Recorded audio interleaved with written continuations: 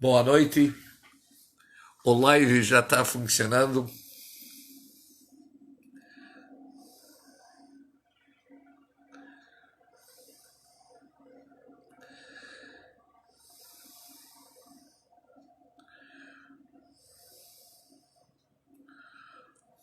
Ótimo.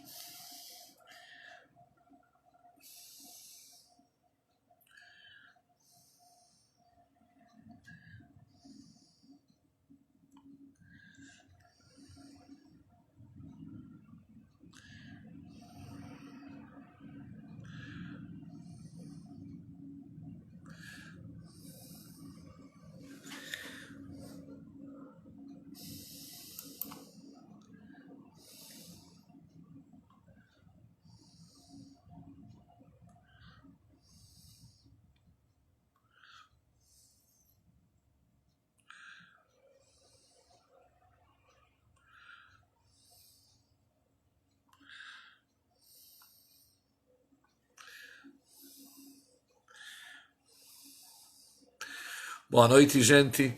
Grupo Instagram Live. Grupo Zoom Live. Vamos tentar administrar tanto o Zoom e o Instagram. Somos conectados, focados e live.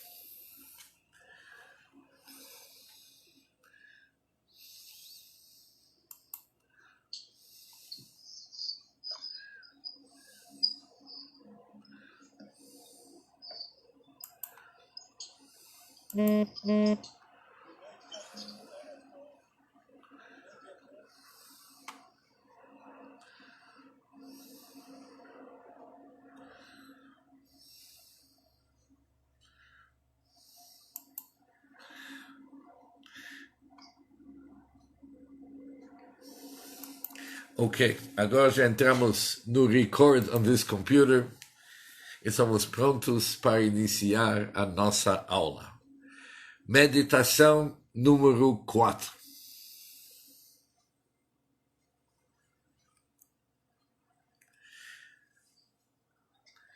Falamos muito sobre o conceito de meditação, o que se chama uma meditação racídica. Ou seja, em cada meditação tem uma maneira, vamos chamar a técnica, como que funciona a meditação, a posição da pessoa durante a meditação. Por exemplo, controlando a respiração, observando como que ele está inalando e exalando. E durante esse tempo, ele entra com uma ideia que está sendo criada cada instante e exalando ele está, como se diz, se livrando de todos os pensamentos tóxicos. É mais ou menos o que nós falamos na semana passada. Hoje, eu quero falar sobre um outro tipo de meditação. É o tipo de pensamento profundo que a pessoa começa a desenhar na sua mente uma situação com tanta clareza, com tantos detalhes, que a pessoa consegue vibrar e se emocionar com aquilo que ele está vivenciando naqueles momentos. E para fazer isso, nós vamos estudar um pouco de Hassidut. Vamos voltar para o Tânia, Sagrado Tânia, e realmente estudar o que é uma meditação racídica, porque até agora nós não vimos ainda o nosso objetivo sobre o prisma de Hassidut. O que é uma meditação racídica? Diariamente, agora vamos viajar junto. Diariamente, falamos no Shema Israel, escuta Israel, Deus nosso Deus, Deus é único. E depois falamos que cada um de nós tem como obrigação amar Deus. Amar e temer Deus. O temor que nós temos que ter de Deus, obviamente, não é o temor do castigo. É mais aquele temor, de reverência, de respeito, mostrando que nós temos pleno conhecimento que é Deus quem manda, vamos dizer, em português mais simples. Mas temos o dever de despertar sentimentos de amor e temor. Obviamente que isso não é fácil. Sabemos o que é amar um filho nosso, amar a nossa esposa ou esposo, mas amar Deus é um assunto abstrato. Respeitar, tudo bem. Amar, como que funciona esse amor? E nesse livro sagrado do Tânia, há várias maneiras, várias meditações que o autor do Tânia oferece para realmente alcançar amor para Deus mesmo. Mas tudo depende, obviamente, da contemplação de uma pessoa, o que ele teve antes. Ou mais que ele pensa, uma forma mais profunda que ele se dedica, mais fácil que ele alcança amor para Deus. Mas ele tem que pensar, seguindo a regra, que nossas emoções e sentimentos, ele segue aquilo que nós entendemos. Contemplamos, depois sentimos. Isso é a regra básica na Hassidut. Mas quando chega no capítulo 46, encontramos uma situação totalmente diferente. É uma meditação bem comprida, e sobre essa meditação que eu quero me dedicar hoje. Que o autor do Tânia sugere que o mais que uma pessoa se medita, ou seja, mais baixo que a pessoa, mais inferior que ele está, mais fácil vai ser para ele alcançar amor a Deus. Normalmente é o inverso. Mais elevado que uma pessoa, mais espiritual que ele é, mais capaz que ele é para amar Deus. Mas aqui temos um outro tipo de contemplação, onde que o mais baixo que a pessoa, inferior como que ele é, corporal, dedicado para todas as besteiras que nosso mundo oferece, essas pessoas, elas têm um caminho, até um atalho, vamos chamar, como que eles podem se conectar com Deus. E qual que é essa sugestão? Qual que é a sugestão? Agora nós vamos estudar uma meditação, que essa meditação ajuda qualquer pessoa, principalmente as pessoas do nível espiritual baixo, para poder se conectar com Deus com amor. E qual que é o pensamento? Em primeiro lugar, ela introduz um versículo que diz o seguinte: como que na água, como nas águas, face espelha face, assim também o coração do homem espelha o homem. São palavras do rei Salomão, que diz o seguinte: se quer saber se teu amigo gosta de você, se ele te ama, você tem uma maneira muito fácil para descobrir. Você ama ele? O sentimento que você possui para o teu próximo, o mesmo sentimento que ele possui para você. Palavras sábias. Uma forma mais profunda, se você quer mudar a atitude dele, do teu próximo para você, muda o teu. Você tem um jeito, começa a amar ele. Começa a amar ele no teu coração, você vai ver que da mesma forma como nas águas face espelha face, também o coração do homem espelha o homem. Ele também vai reagir para você com amor, já que você tem amor no teu coração para ele. Por isso, se isso é verdade entre duas pessoas, que o sentimento que um tem para o outro, ou mostra para o outro, desperta um sentimento igual, é recíproco, desperta um sentimento igual dele para você. Agora, diz o autor desse livro sagrado, Tânia, eu tenho um bom caminho para você. Se isso é verdade entre pessoas, entre um homem, coração de um homem para outro, quando mais isso é verdade, como um grande e poderoso rei mostra seu grande e intenso amor por um súdito dele. Imagina o seguinte, que o grande rei, tudo isso aqui já começa a ser uma contemplação. Você deve meditar. Um grande rei, ele é grande mesmo. Está se tratando de um grande rei, não apenas um rei, um grande rei. E esse grande rei está, de repente, por algum motivo que por enquanto nós não conhecemos, está mostrando afeto para um dos seus súditos. Mas que tipo de súdito que é? Ele é o mais baixo e desprezível dentre os homens. O rei, o grande rei, está mostrando afeto para uma pessoa do nível baixíssimo. Uma criatura suja que se encontra na imundície. Ou seja, não falta aqui palavras para realmente descrever quem que é essa pessoa para quem o rei está mostrando todo esse afeto e carinho. Ele é um súdito, mas dos mais baixos e desprezíveis. Uma criatura suja que se encontra na imundície. E o que aconteceu? O rei desce para ele, desde seu lugar de honra, palácio do rei. E quando o rei vai, ele vai junto com toda sua comitiva.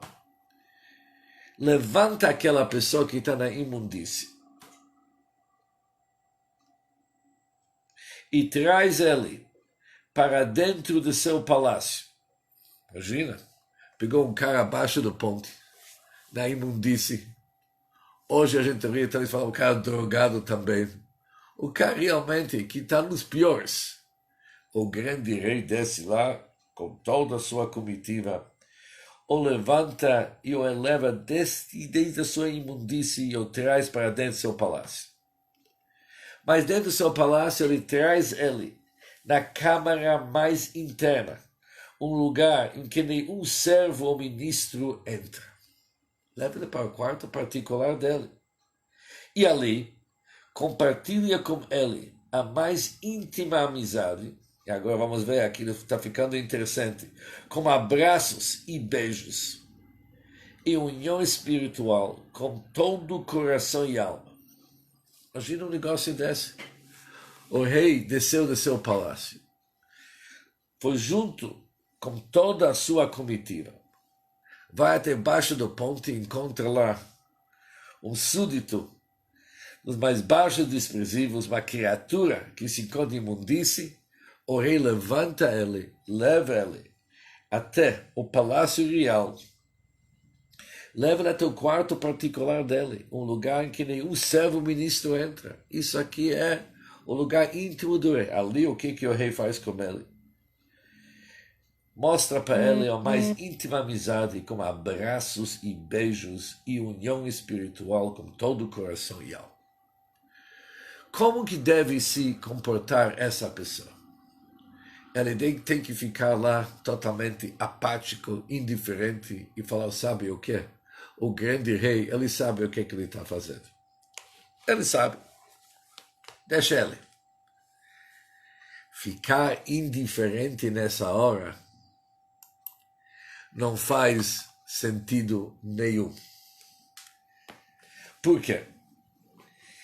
Uma pessoa que está vendo uma demonstração de amor tão profundo, para ele que ele sabe qual que é a sua situação, ele sabe que ele está na imundície. Ele também deve corresponder, deve agir com amor dobrado, redobrado no coração, desde o mais. Ou seja, tem que se envolver totalmente. E mesmo se ele é uma pessoa que o coração dele é um coração de pedra, ele normalmente não se empolga.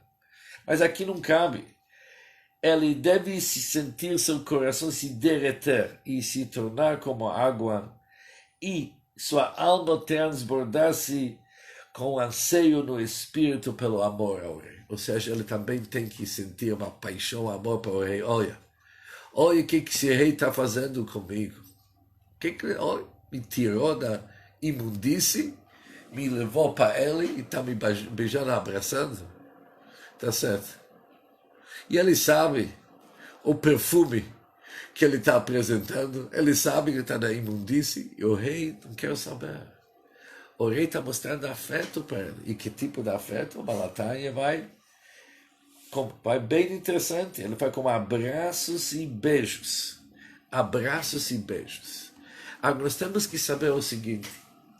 Na Cabala, quando se fala um abraço, isso tem uma outra conotação de que é aquele abraço brasileiro que todo mundo bate um nas costas da outra, mas não demonstra nada. Um abraço realmente é um sinal de profunda amizade e amor. Assim escreve o autor do Tânia. O que é um abraço? Quando uma criança volta, às vezes, de uma escola, e teve um dia, hoje se chama um dia de bullying, foi bullying, ou seja, as crianças têm o sar dele. Então, um dia difícil. O beijo não resolve, mas um abraço forte resolve tudo. Porque o que é esse abraço? Abraço, diz o autor do Tânia, olha, fala, se pega tua mão direita, você vai atrás da pessoa, você traz ele próximo de você. O que significa atrás? A tua declaração é para a pessoa o seguinte, independente de teus virtudes e defeitos, talvez você tenha muitos defeitos, eu te amo de início até o fim, costas em frente, todo o teu ser é meu. Isso é um abraço. Aqui, o rei desce desde seu palácio, junto com toda a sua comitiva, levanta esse sujeito que está na imundície, leva ele para trás dentro do seu palácio, beija e dá um abraço para ele. O cara vai ficar lá assim, como assim, olhando para o rei, ou ele vai também estender suas mãos, vai devolver o beijo que nem precisa e vai aceitar o abraço, também vai oferecer o abraço. Tudo isso aqui, gente, é uma contemplação. A história é bonita, mas nós somos no início da história. Tudo isso aqui a pessoa tem que contemplar. Tem que pegar, imaginar o rei no seu palácio grande, descendo com a comitiva, tirando o sujeito, levando nos seus quartos mais íntimos, ou bem, de uma maneira correspondente em cada detalhe. O que uma pessoa tem que pensar é o seguinte, é isso que Deus está fazendo com nós. Ele tem que imaginar Deus tirando ele da imundície, abraçando ele, dando para ele uma oportunidade através de cumprir os mandamentos de Deus e fazer aquilo que Deus tem que se aproximar para Deus. Uma pessoa tem que sentir na sua contemplação, ele tem que sentir quem que ele é e ou são as oportunidades que Deus está dando para ele. Usando as palavras do autor do Tânia, eu vou ler do livro que são tão importantes, exatamente assim. E mesmo infinitamente mais que esta, é a união da alma divina quando se ocupa com o estudo da Sagrada Torá e cumprindo os preceitos de Deus. Por isso, o Salomão, que a paz esteja com ele, o rei Salomão, naquele seu livro sagrado chamado Cântico dos Cânticos, compara esta união, a alma de cada um de nós, com Deus, que é o nosso rei. O Salomão compara com o noivo e a noiva em seu vínculo, desejo e prazer, abraços e beijos. Uau! Aqui o assunto já foi um pouco mais adiante. Ou seja, não apenas o rei e o súdito, aqui são beijos diferentes, vamos dizer, abraços diferentes. É uma paixão. Ele compara isso aqui com noivo e noiva em seu vínculo, desejo e prazer. Por isso, nós falamos, quando cumprimos o mandamento de Deus, falamos que nos santificou com seus preceitos. Se usa a palavra santificar, idem quando casamos. Não sei se todos vocês já foram para um casamento religioso. O que o noivo fala para o noivo? Você está consagrado a mim conforme a lei de Moisés, consagrado. Nós falamos a mesma coisa quando cumprimos o mandamento de Deus. Nós falamos para Deus, nós somos santificados, consagrados a Ele. E o Balatani começa o seguinte. Ele vai tão longe que ele fala que o beijo que nós devemos sentir no estudo do Sagrado Torá não é apenas um beijo. É um beijo que o noivo dá para a noiva, mas dá para boca a boca. Uau! O que significa boca a boca? O Balatani explica isso aqui. Isso está tirado do livro Hassidic que estou falando agora. Ou seja, o que ele quis dizer com isso aqui? Quando a pessoa beija uma pessoa na sua boca, se unem, diz o autor de Tânia, os espíritos das pessoas, não apenas alguma coisa física. Aqui uma coisa íntima. Idem a nossa ligação com Deus, assim ele continua e continua e continua cada vez mais explicando como que a nossa união com Deus e nosso amor para Deus.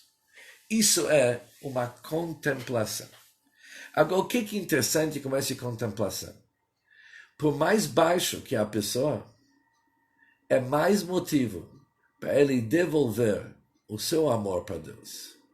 Porque se ele é uma grande pessoa, talvez o amor que Deus tem para ele é justificado. É tão grande, apesar que nunca é justificado. Mas a pessoa pode se enganar. Se ele é, que nem o autor do Tânia fala, ele se encontra numa situação difícil. Ele está na imundície. Ele é desprezível. E mesmo assim, o rei mostra todo aquele carinho e amor. Justo pelo fato que ele está num nível tão baixo, a forma que ele reage e retorna aquele amor é muito justo na pessoa. Ou seja, ele realmente tem todo motivo para amar Deus.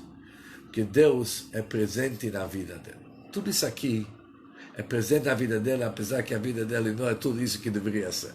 Ou seja, isso é uma contemplação. Uma pessoa senta, uma contemplação, obviamente, bem religiosa e racídica. Não vai nos ajudar esses fast fix que nós achamos para ficar rico rápido através da meditação. Não.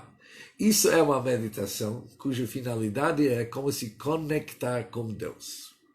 E como que uma pessoa pode se conectar com Deus? Bom, ele pode pensar da grandeza de Deus, como que ele cria todos os mundos, e como que existe infinito criaturas no nosso mundo e Deus sustenta todos os tipos de ideias e contemplações e meditações para despertar amor para Deus. Mas aqui temos algo bem próximo a nós. Bem próximo a nós. Cada um de nós pode imaginar o rei. Apesar que hoje é difícil, porque em nossos países não tem mais o conceito, mas já lemos bastante livros o que é o rei David. Vamos imaginar o rei, e com todos os detalhes que nós vimos até agora. E é super interessante quando olhamos isso aqui, porque é próximo a nós. Por que é próximo? Isso que nós somos na imundície, e muitos de nós precisamos que Deus realmente nos tira das nossas dificuldades. Isso não é uma grande novidade. Pedimos para Deus para nos ajudar. E quando sentimos esse apoio, como que nós devemos reagir? E amarás Deus, o teu Deus. Esse tipo de meditação é o que é muito comum, vamos dizer, na literatura racídica. Se desenha uma situação e se deixa na critério de cada um colocar os detalhes que somente ele sabe. Cada um entende a palavra imundície diferente. Cada um entende o apoio que ele tem de Deus de uma forma diferente. Mas na hora que começa a meditar, a pessoa realmente consegue sentir diferenças nas suas emoções, e quando as emoções, ele se empolga com os sentimentos para Deus, e quando obviamente é assim, o seu comportamento vai ser diferente. Logo ele sai dessa meditação com decisões grandes.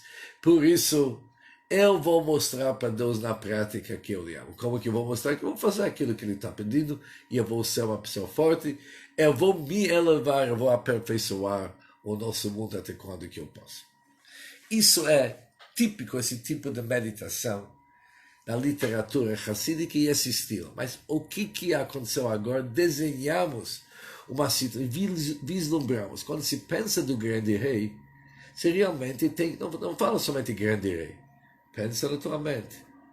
Como que é esse grande rei? Como que ele fica? Desce com coroa, está vestido com aquelas roupas royal, tá certo? E muita prata em volta. E como que se comitiva dela? Você tem que entrar nos mínimos detalhes. E que tipo de carro que ele usou? O carruagem que ele usou, pensa gente que se quer. E onde que está esse pobre que está na imundície? Vamos imaginar um cara, um pobre realmente, que está com todos... Ou seja, você tem que ver tudo. Imagina um negócio disso. O rei se aproxima, normalmente o rei não quer nem chegar perto. Quem sabe que doenças que ele tem, mas aqui o rei não se preocupa das doenças. Ele vai direto para ele, tira ele da imundície dele. E apesar que ele suja a roupa do rei, assim está escrito em outros lugares, o rei não se preocupa, não tem problema, deixa comigo, eu resolvo isso depois. Vem comigo, meu filho. Vamos dar um jeito na tua vida. Leva ele lá nos quartos. Ou seja, aqui precisa muito descrição na cabeça da pessoa, porque os mais que a pessoa se aprofunda, mais detalhes que ele vê, mais real que o assunto fica, mais fácil que os sentimentos e emoções vão evoluir. Ok? Apesar que é difícil ouvir o ok de todos vocês, mas isso foi o primeiro exemplo de hoje à noite de uma meditação racídica. Porque o nosso programa é meditações conforme o prisma da Hassidut. Por isso, até agora, nós não falamos tanto de Hassidut. Hoje à noite vimos uma contemplação, uma meditação típico hassídico. Mas agora, vamos entrar numa meditação totalmente cabalística. E isso não é para qualquer um. Mas, pelo menos vamos saber que existem pessoas que mexem com isso. Também vai nos ajudar. Não sei se cada um conseguir usar isso na prática, mas é interessante para saber o que esses grandes cabalistas, o que eles fizeram. Parte do Zohar, do Sagrado Zohar, que é a obra-prima da Kabbalah, se chama Tikkunei Zohar. Os concertos, as anotações sobre o Sagrado Zohar. Ali está escrito um assunto interessante, que existe 10 tipos de pulso. Quando vamos no médico, faz assim e pega o nosso pulso. Existem 10 tipos de pulso. O que são esses 10 tipos de pulso? Nós vamos estudá-los daqui a pouco para ter uma ideia, mas por que isso importa para nós hoje estudar o nosso pulso ou estudar o pulso de uma outra pessoa que vem nos pedir ajuda?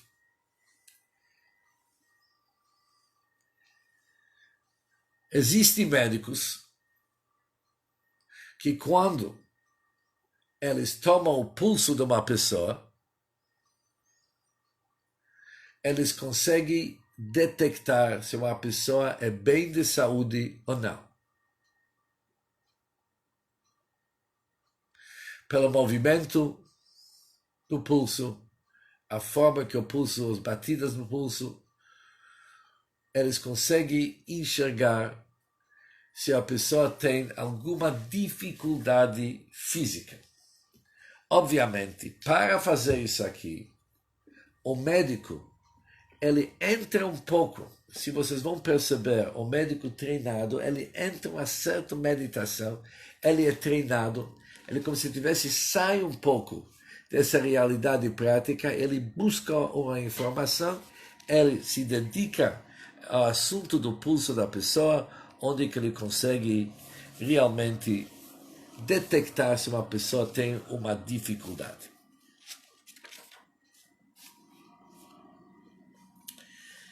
Mas o Reb Chaim Vital, que era um aluno conhecido do sagrado Reb Yitzhak Luria, chamado Arizal, quem difundiu a Kabbalah, já mencionei isso para vocês.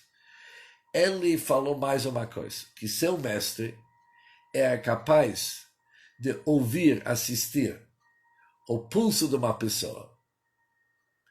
E através daquilo ele era capaz de detectar doenças espirituais da pessoa.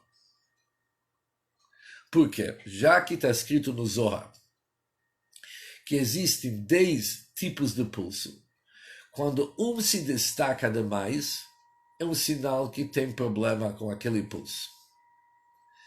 Isso se baseia na medicina cabalística, que diz que quando alguém sente uma parte do seu corpo mais do que os outros, é o início de uma doença. Por exemplo, uma pessoa antes do gripe, ele sente como todos os seus órgãos são pesados, os pés são pesados.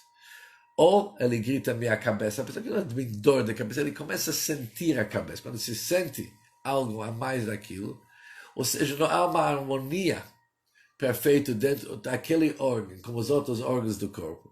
A falta de harmonia nos mostra que aquele órgão tem uma dificuldade. Por isso, quando se pega o pulso de uma pessoa e se vê que um desses 10 pulsos está fora de ordem, está muito evidente, está muito forte, é um sinal que aquele pulso está problemático. Agora, em primeiro lugar, vamos estudar um pouco sobre os 10 pulsos. Eu não sei quantos de vocês conhecem os vogais que são normalmente abaixo das letras. Seria bom se eu poderia fornecer para cada um de vocês uma folha para me acompanhar. Mas vamos dizer o seguinte: vocês conseguem enxergar esse papel?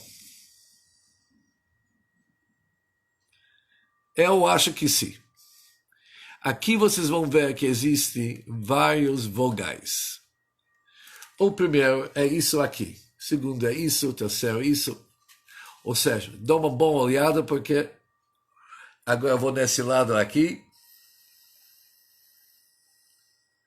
Os vogais são embaixo. Há aquele. Nós sabemos que existem 10 atributos do Deus. Não sei quantos de vocês acompanham as aulas da Kabbalah da Universidade da Kabbalah ou já estudaram sobre esse assunto. Existem 10 atributos na Kabbalah. Esses 10 atributos, eles são equivalentes, exatamente, eles são equivalentes a esses vocais que nós temos aqui. Por exemplo, esse número 1, chamado Kamatz, esse Kamatz, ele representa o nível do Keter, chamado coroa. O que é o coroa?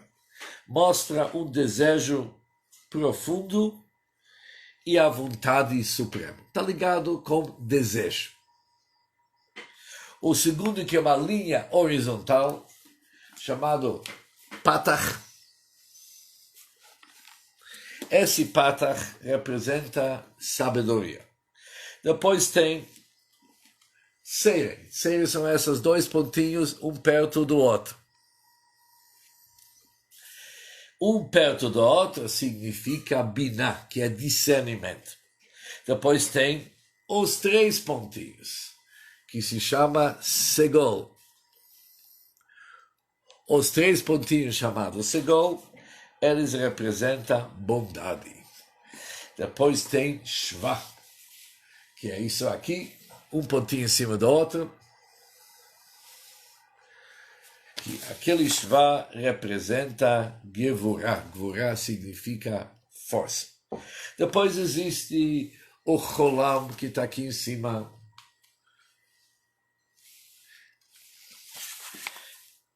Que aquilo representa beleza e compaixão. Depois existe o pontinho embaixo, que é chamado Chirik, e esse Chirik é vitória e perseverança. Depois existe o Kubutz.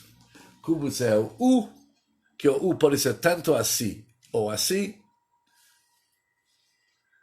assim, que significa o U, que representa esplendor, humildade, ou fundação e relacionamento.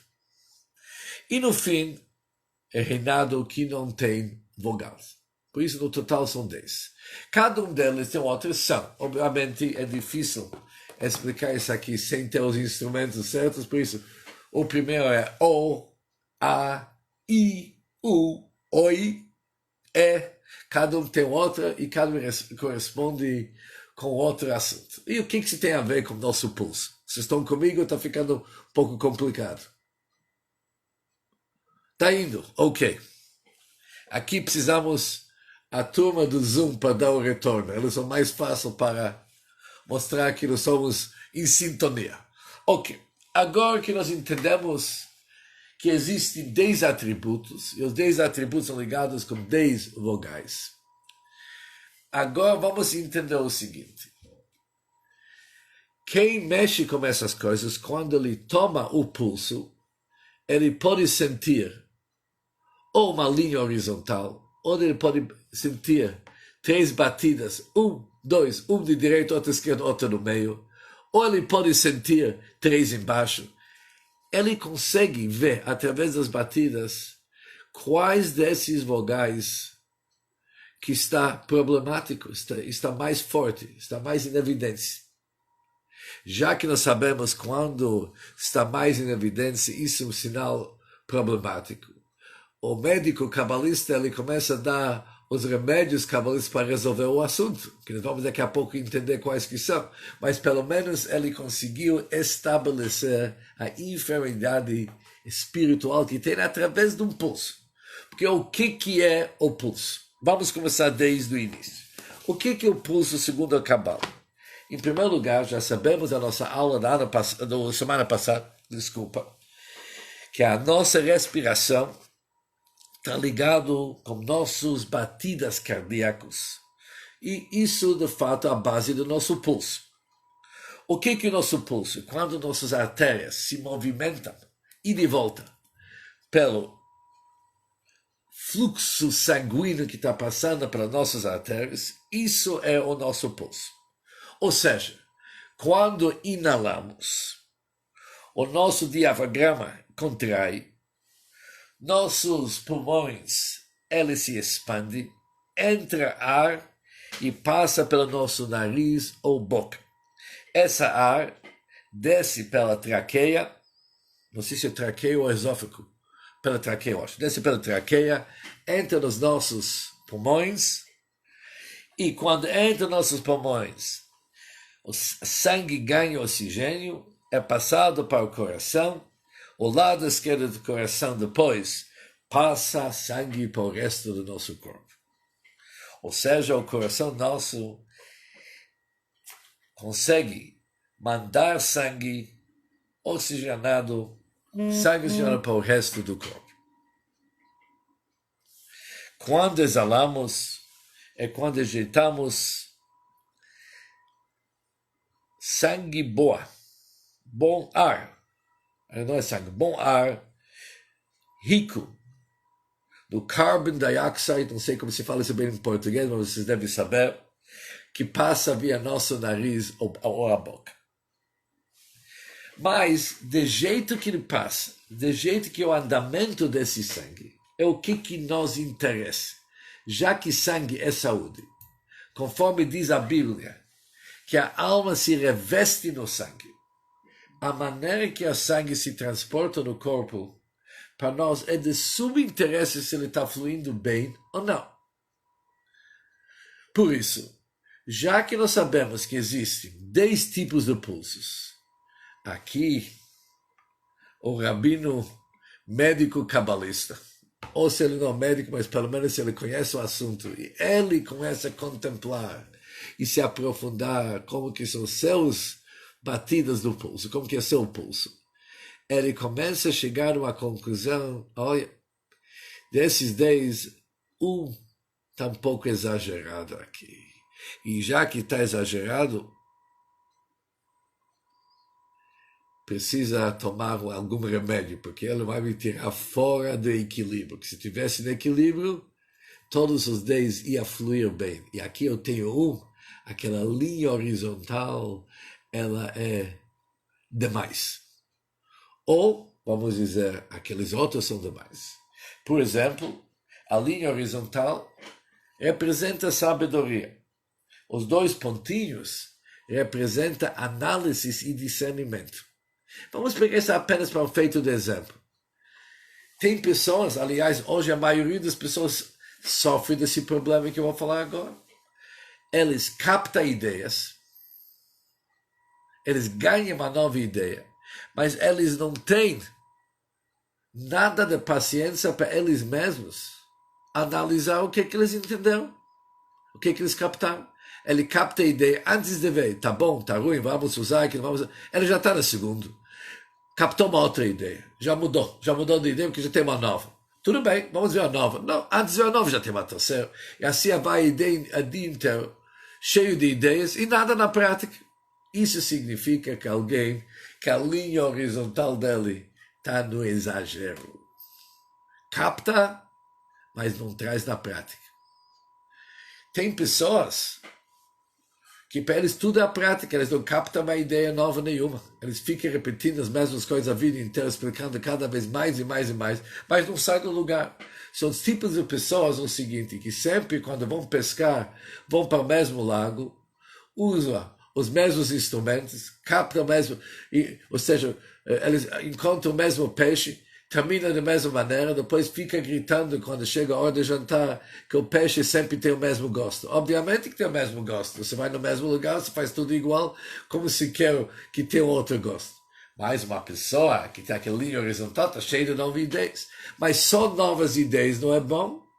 E não ter novas ideias, ficar analisando e insistindo nas velhas ideias, também não é bom, apesar que cada vez se explica o mesmo assunto. Não adianta. Tem que renovar, tem que ter inovação.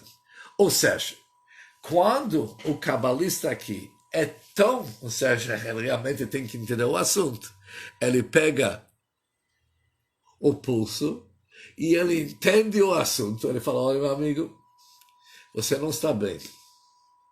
Você tem uma falta de paciência, mas não uma falta de paciência como os outros, contigo mesmo. Você nem se dá uma chance para mastigar a tua comida ou para entender aquilo que você captou. Tudo se faz rápido e rapidez não sempre é bom.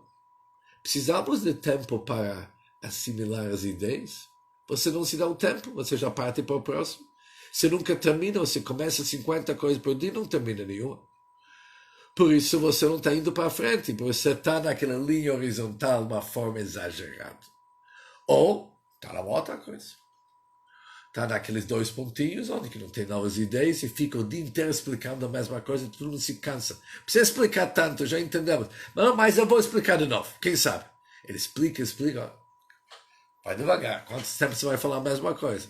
Traz uma nova ideia. Ou seja, cada um deles representa uma outra coisa. Tem pessoas que eles estão, por exemplo, eles sentem aqueles 3 pontinhos. Tá certo? Aqueles 3 pontinhos, um no lado direito em cima, outro no lado esquerdo, outro no meio embaixo. Aquilo que nós chamamos segol. Aquilo representa bondade, mas bondade no exagero é perigosíssimo. É que nem o pai que dá dinheiro para seu filho para comprar droga. É bondoso, eu amo meu filho, vou dar para ele tudo na vida que ele quer. Uau! Isso é bondade ou é uma crueldade que você está falando? Ou seja, tudo tem que ser analisado. Mas como se analisa isso aqui? Através do pulso. Como que eles chegaram nisso? Aqui houve uma grande contemplação. O corpo humano tem 613 órgãos e artérias. Se juntam os órgãos, se juntam as artérias e veias, tem 613. A alma também possui 613 energias que ela despacha para o corpo. Existem também 613 mandamentos na Bíblia. 248 positivos, 365 negativos. Esses mandamentos, eles são tipo órgãos para receber um fluxo divino. Ou seja, temos 4 vezes o conceito 613. E cada um é paralelo com o outro. Cada mandamento, ela atinge um outro órgão da pessoa, que por sua vez tem um outro recipiente, que por sua vez tem uma outra energia, que tem outro fluxo de Deus, tudo interligado. Por isso, já que está tudo interligado, não é possível que o órgão físico da pessoa tenha uma certa doença, que sua origem não é vamos seguinte, na parte espiritual da pessoa, porque são interligados. Essas pessoas que entenderam bem a Kabbalah, eles fecham os olhos, começam a testar o pulso, e se abre outro mundo para eles. De repente eles sabem aquilo que a medicina ainda vai demorar muito para descobrir. Isso é uma outra tipo de meditação. Ou seja, eu estou olhando aqui no livro da Kabbalah que está na minha frente, onde ele diz o seguinte: já que para entender esse tipo de meditação não é qualquer um, por isso nós não sugerimos que cada um se envolve nesse tipo de meditação. Mas gostaríamos de deixar claro que esse assunto existe para mostrar para vocês como tudo está interligado. Ensina as pessoas inteligentes e eles vão se tornar mais inteligentes ainda. Ou seja, resumindo, o que nós vimos hoje? Há vários tipos de meditação. O que nós vimos até agora foi uma meditação sobre a nossa respiração. Vimos uma meditação sobre nosso pulso, que é bem mais complicado que a nossa respiração. Vimos uma contemplação, como despertar amor e temor para Deus. Todos eles são conceitos que nós podemos e devemos introduzir na nossa meditação quando começamos a pensar na nossa respiração. A gente sente um lugar confortável, tenta se livrar de todas as preocupações, começa a inalar e exalar profundamente. E se dando tempo, não rápido,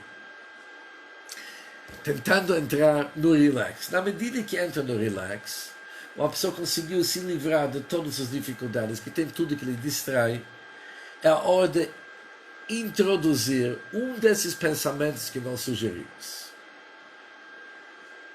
Na hora que entra aquele pensamento encontra a terra fértil, porque a pessoa é capaz de elaborar, é capaz de desenhar isso. É que nem alguém desenha na sua mente, e na medida que aquilo começa a ser desenhado, a pessoa consegue enxergar isso aqui na sua mente, isso traz sentimentos diferentes, e tem pessoas que conseguem depois colocar a mão no coração e percebem que até mudou.